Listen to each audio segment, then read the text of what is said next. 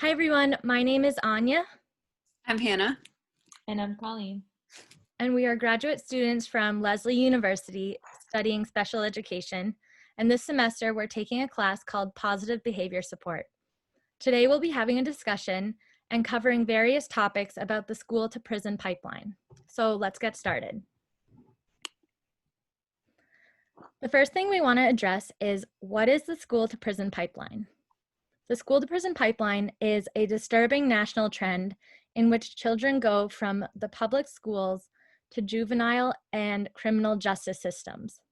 These students are often struggling with learning disabilities, poverty, abuse, neglect, etc. They would benefit from additional educational and counseling support, but instead they are isolated, punished, and pushed out with suspensions and expulsions. These students are almost always children of color. Statistics show that it is more likely for children of color to live in poverty than their white peers. It is also less likely that children of color growing up in poverty will receive a quality education. It is more likely that children of color face stricter discipline in schools. And finally, it is more likely that children of color end up in prison.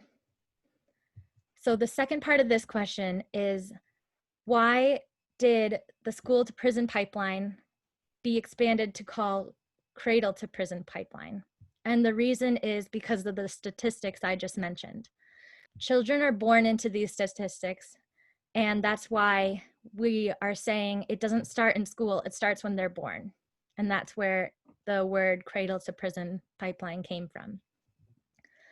The incarceration is becoming more and more a racist issue in America. Children are being criminalized at a younger and younger age, and it needs to stop. I recently just watched a TED Talk video by Alice Goffman, who is an American sociologist. And she talked about how there are two institutions that oversee the journey on the path to adulthood. One of these institutions is what we hear of most often, and that's college. And the other one is less talked about, and that's prison. To quote Alice Goffman, she says, "We tend to think about justice in a pretty narrow way. Good and bad, innocent and guilty. But injustice is about being wrongfully convicted. If you are convicted of something you actually did, yes, you should be punished for that. There are innocent and guilty people, but we should think a little more broadly about that. Right now, we are asking kids to live in the most disadvantaged neighborhoods, who have the least amount of family resources, who are attending the country's worst schools, who are facing the toughest times in the labor market, and who are living in neighborhoods where violence is an everyday problem. And we're asking these kids to walk on the thinnest line possible and basically do nothing wrong. What we should be doing instead is providing these young kids with support while they face these challenges. Why are we offering them handcuffs and jail time? Let's imagine something better, like a criminal justice system that prioritizes recovery, prevention, civic inclusion, rather than punishment. A criminal justice system that acknowledges the legacy of exclusion that poor people of color face in the US, and not promote and perpetuate the exclusions. A criminal justice system that believes in young Black people, rather than treating them like the enemy. I think Alex Goffman worded this brilliantly in her TED Talk, and it really embodies the meaning behind school to prison pipeline and how important it is that we put a stop to it. So the next question we want to talk about is, what is the political history that led to the school to prison pipeline or cradle to prison pipeline? So I looked at this in current events with the ongoing police brutality, specifically towards Black Americans, and with the most recent events of the murder of George Floyd and so many others. We have seen civil right issues come to light more than we've seen before in our lifetime. It is connected to the political history that led to the school to prison or cradle to prison pipeline, because although the civil rights movement in the 1950s and 60s made tremendous progress, racism is still a problem today, and it even presents itself toward children. So another area in political history that lended itself towards the school to prison pipeline is how the concerns about crime led the schools to adopt the zero tolerance policies. And this required students to be suspended. And Hannah will talk more about that. But while the intention to reduce crime was good, it left little to no support for the students that were being suspended. And the final political history point I want to touch on is how the redlining played a huge role in the school or cradle to prison pipeline.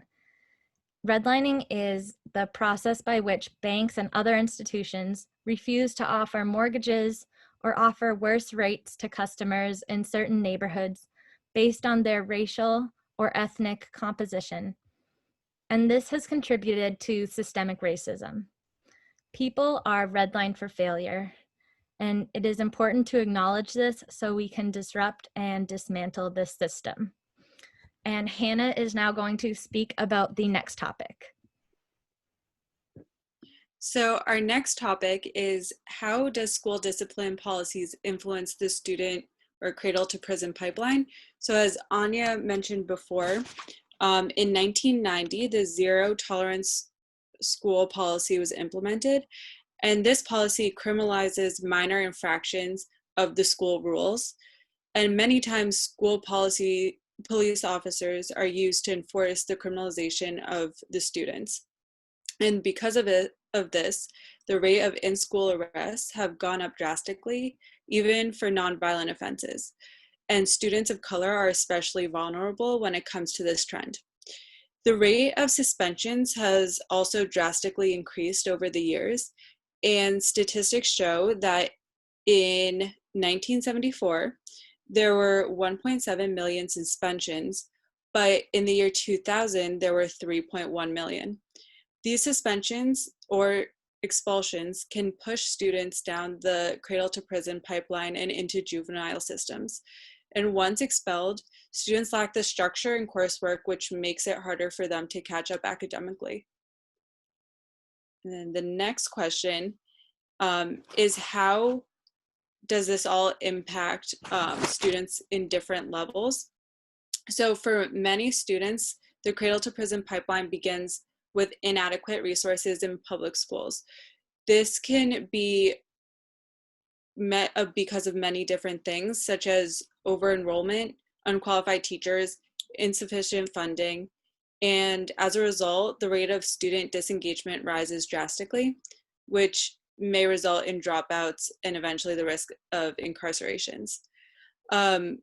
Some schools may also encourage the students to drop out who are underperforming due to the No Child Left Behind laws that require schools to comply with certain testing policies.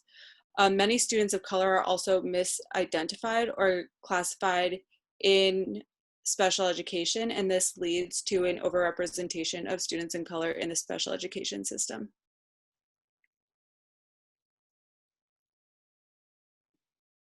And I'm going to talk about the next couple of questions. So the next one was, how do we disrupt the school to prison pipeline or the cradle to prison pipeline on various levels? These might be school, society, and in teachers.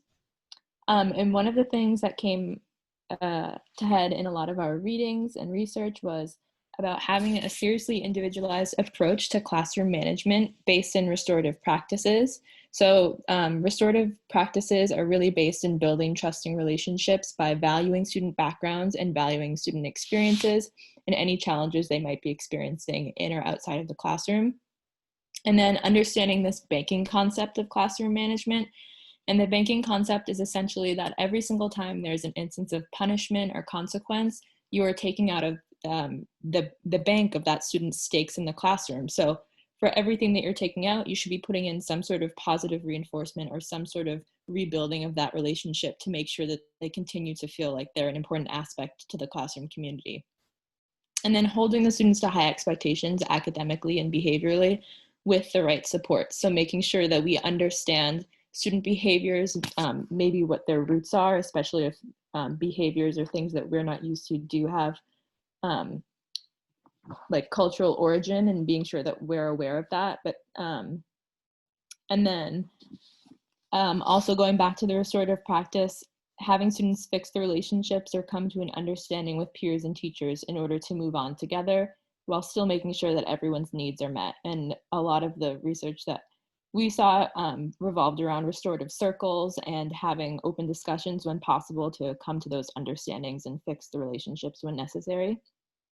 And then this can happen after a suspension in order to reintegrate the students. So really building those skills of conversation and seeing the perspective of another. But in reality, if we incorporate these restorative practices into our whole school policies, these should prevent the need for suspension and allow students to stay in the school and stay in class and not have to be isolated.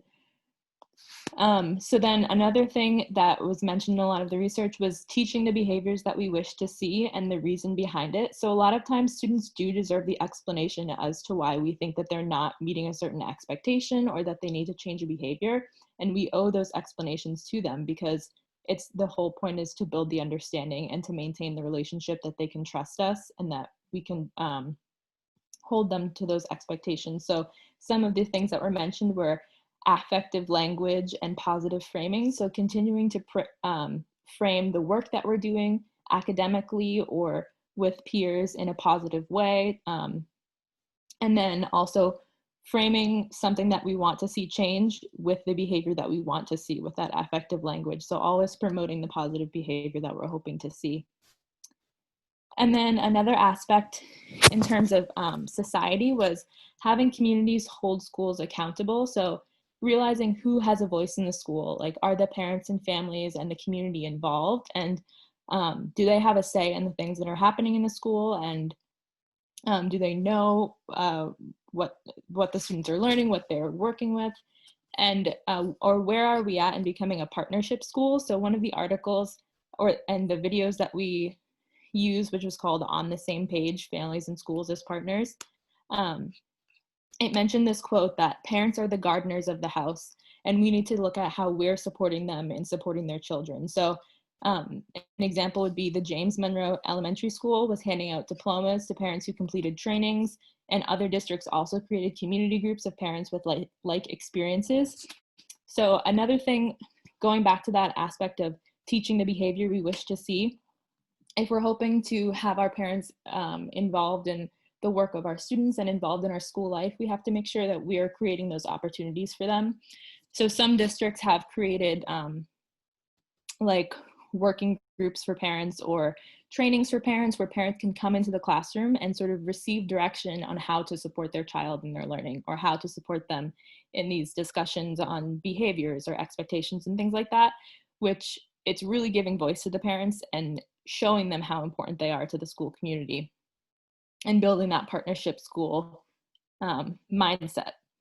And then another article that I thought spoke to this was teaching 6-year-olds about power and privilege. And it talked about the experience of a teacher, Brett Turner. And every year he would have his back to school night and talk to the parents about how he was going to be encountering and discussing all of the isms with his students. So he said that he'd be discussing all of the isms because all of the students come to school with questions about these. So he had done his research and made sure that he had multiple viewpoints and really understood the root of these concepts and was able to answer the students' questions in a developmentally appropriate way, but also in a way that connected to whatever they were learning. So I just thought that was powerful. And then going on to this question again, in terms of like I guess, society and school and teachers. So in one of the talks with Marian Wright Edelman, she mentioned that oftentimes child advocates are just child providers. So when we think of a child advocate, we're actually thinking of teachers or child mentors. And there's usually a divide between those individuals and then the people in our society that are heavily involved in social justice work.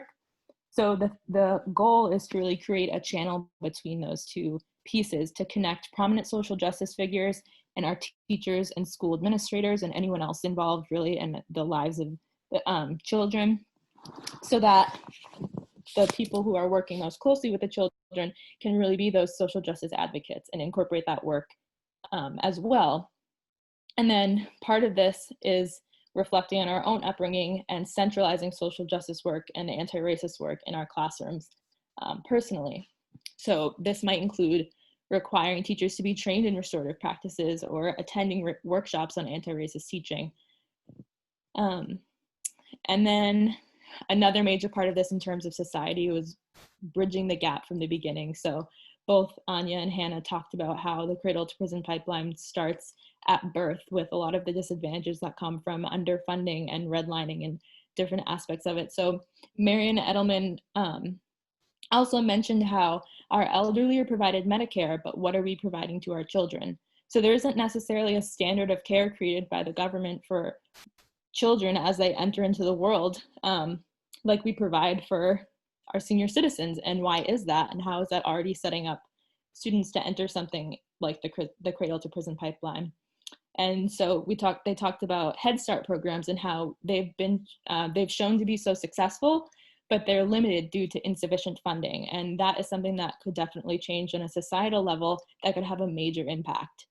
So then just going off of this would be like advocating for parent education programs, kind of like what I mentioned with the elementary school in the previous slide, and increasing that funding of the Head Start programs. And then advocating for things like universal health care or measures that provide it more easily to children, and outreach programs that educate on attaining it, so that it's not just something that's available, it's something that's available and that parents and guardians and anyone else knows how to attain it and have their children benefit from it. So then the next piece that we did was just resources that we found that we thought could be helpful in understanding the cradle to prison pipeline further, and then just kind of doing some of that anti-racist work and other important work in the classroom. So we found some Instagram accounts that either share information on cradle to prison pipeline or other information relating to justice and education, curriculum reform, and advocacy. So these are just some Instagram accounts. So one is Educators for Justice, The Conscious Kid, and they also produce regular newsletters, and these are available for subscription through Patreon. So you can read everything on the Instagram, or they have the website where they send out the newsletters. And then there's Woke Teachers is another one, and then the Black Curriculum. And then a couple of podcasts. There's Justice in America, specifically season 3, episode 28 is entirely about the school to prison pipeline and gives a really wide overview of it. And then another one is EDU Match, their episode called Restorative Justice. And this is all about the restorative justice practices that we talked about. And it features a number of teachers talking about their experiences, first using it in their classrooms, things they felt went right, things that were tricky for them. And I think when we think about incorporating something like that in our own classrooms, having that experience from teachers that have done it is really important. So we thought that was good. And then Marian Wright Edelman, her talk, she mentioned this childrensdefense.org and her mantra of leave no child behind. So she talks about the cradle to prison pipeline on that site. And then there's also ways to donate and other resources on there. So thank you for listening to our talk on the cradle to prison pipeline. And that's that.